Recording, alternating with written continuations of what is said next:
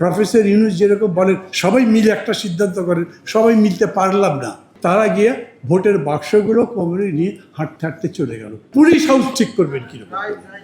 Vote ছাড়া তো আমার বিকল্প নাই। এটা বাস্তবায়ন হবে কিভাবে সেই সম্পর্কেও আমাদের মত শুনবে না। তারা যা মনে করে, এটা লেখা আছে, আমি অদূর পর্যন্ত যাইনি, সেটা লিখে তারা সরকারের কাছে দেবে, সরকার যেটা ঠিক করে। এখানেই আছে, সাকি এই খবরটা হয়তো আগে পড়তে পারেননি, উনি আমার কাছে পত্রিকাটা চাইলেন বলে তাড়াতাড়ি দিলাম।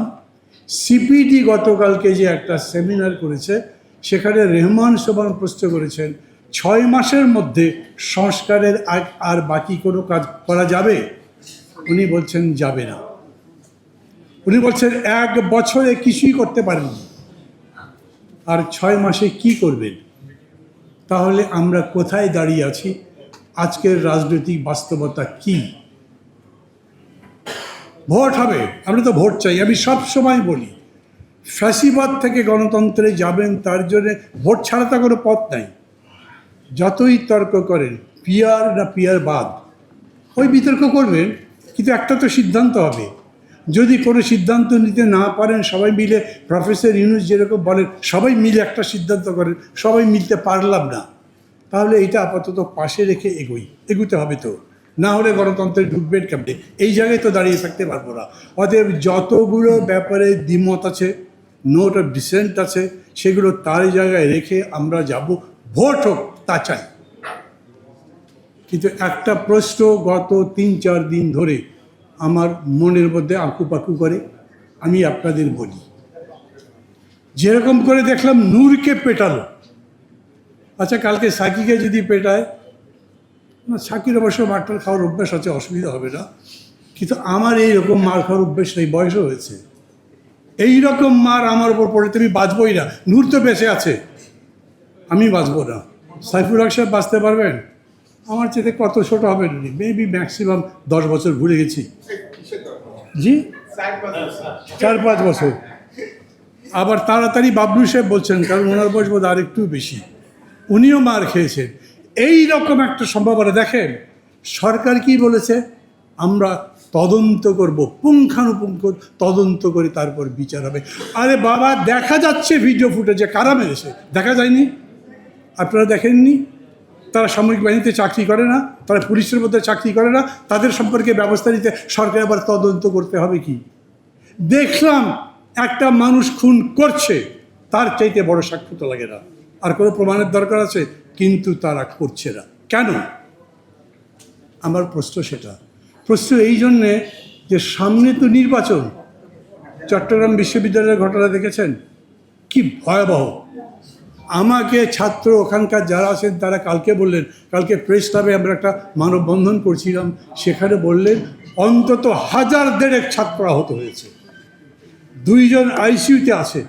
স্বপনকে আমি দেখলাম, ও চট্টগ্রাম বিশ্ববিদ্যালয়ের ছাত্র ছিল, আমাদের চট্টগ্রামের নাগরিক ঐক্যের আহ্বায়ক। সে বলল 2 জন যে আইসিইউতে আছে তারা যে কোনো সময় মারা যেতে পারে। মারা যদি যায়, তারপর পরশুর আগের রাতের সন্ধ্যায় ঘটনা ঘটেছে, ছোট্ট ঘটনা। অনেকেই এটাকে অনেকভাবে রাজনৈতিক চেহারা দেওয়ার চেষ্টা করেছেন, কিন্তু একটু বেশি রাতে 2 জন ছাত্র বাসায় এসেছিল।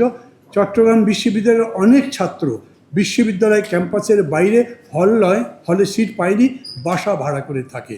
সেই বাসায় ঢোকার ব্যাপারে দারোয়ান বাধা দিয়েছে, সেই নিয়ে গোলমাল, তারপরে কাহিনী। পরের দিন সারাদিন ধরে ছাত্রদের উপরে নির্যাতন করা হলো, একটা পুলিশ যায়নি। তারপরে রাত্রে কিংবা পরদিন আর্মি গেছে। কিভাবে গেল? স্বপন আমাকে বলল যে professor Yunus, chief of this government, উনি ফোন করেছেন, তারপরে আর্মি গেছে।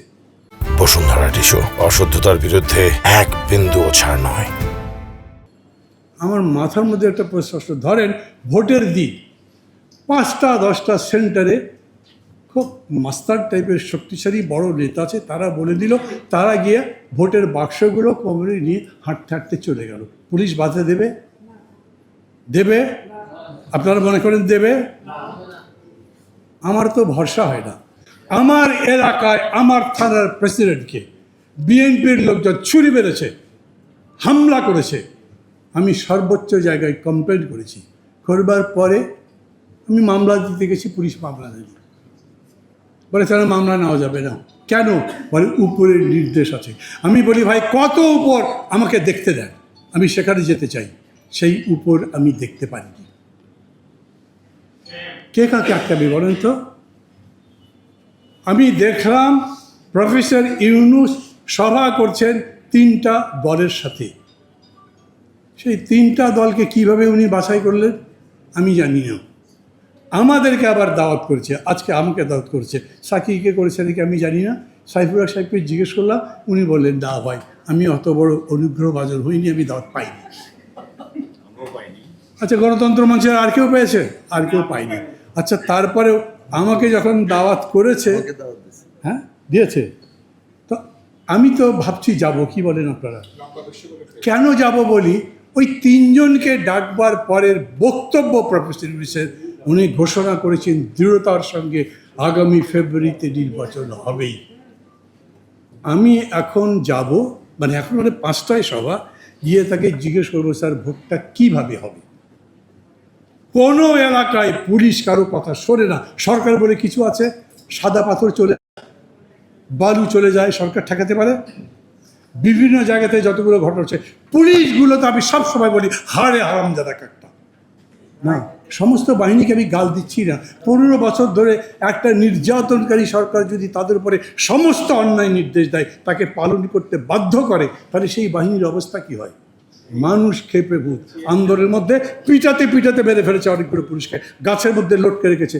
পুলিশের মধ্যে তো একটা ট্রমা আছে, ভয় পায়, যেতে চায় না। মানুষের সঙ্গে গেলে আবার যদি আগের আচরণ করে। সরকারের দায়িত্ব ছিল কি? সবার আগে পুলিশ ঠিক করা। এই যে সংস্কার নিয়ে এত কথা বলেন না, পিআররা অন্য কিছু 10 বছর থাকবে না কত বছর থাকবে, লোয়ার হাউস আপার হাউস, তার আগে ঠিক করেন পুলিশ হাউস ঠিক করবেন কীরকম। না, আমি আমার কথা বলছি না, প্রফেসর ইউনূসই তো বলেছেন আমাদের টপ প্রায়োরিটি হলো পুলিশ অ্যাডমিনিস্ট্রেশন ঠিক করা। আমি আজকে 13 মাস পরে সরকারকে জিজ্ঞেস করতে পারি কি অবস্থা এখন পুলিশ অ্যাডমিনিস্ট্রেশনের? পুলিশ কোন জায়গাতে দায়িত্ব পালন করছে? আপনি কৃষি বিশ্ববিদ্যালয়ে দেখেন কী অবস্থা, আপনি দেখেন রাজশাহী বিশ্ববিদ্যালয়ের কী অবস্থা। প্রত্যেক জায়গাতে স্থানীয় লোকজনের সাথে বিশ্ববিদ্যালয়ের ছাত্রদের গোলমাল হয়। কেন? এতগুলো বছর অন্যান্য যারা যারা ক্ষমতায় ছিল তাদের কাছে প্রশ্ন করছি না, কিন্তু এই সরকার আসবার পরে এগুলোর কোনো বিহিত করবেন না। অবাক লাগে না? রাত্রেবেলা প্রক্টর, ভাইস চ্যান্সেলর ফেসবুকে কাঁদছেন, সারা দেশের মানুষের কাছে বলছেন আমরা এত অসহায়, আমাদেরকে বাঁচান, বাঁচাতে যায়নি কেউ। তাহলে ভোটের দিনে ক্যান্ডিডেটকে ধরে পিটাতে থাকবে কেউ, ক্যান্ডিডেট কাঁদতে থাকবে, বলবে ভাই আমাকে বাঁচান, কেউ বাঁচাতে আসবে না। হতে পারে না এরকম? আমার বক্তৃতা কি নির্বাচনের বিরুদ্ধে যাচ্ছে নাকি? কিছুটা গেছে। মানে আমি কিন্তু এই জন্যই বলছি, এত কিছুর পরেও আমি বলছি ভোট ছাড়া তো আমার বিকল্প নাই। কথাগুলো তুলছে এই কারণে আমি আপনাদের কাছে বলছি, আমি প্রফেসর ইউনূসকে এগুলো বলতে চাই। উনি আমার শিক্ষক ছিলেন, আমি প্রায় সবাই বলি, তার কাছে আমার অনেক ঋণ। আমি ব্যক্তিগতভাবে থেকে খুবই পছন্দ করি। Is a nice man, honest performer এবং ড্রিমার। কিন্তু এখন Shakib Al Hasan may be the best cricketer of the world, but as a footballer উনি কি? কিছুই না।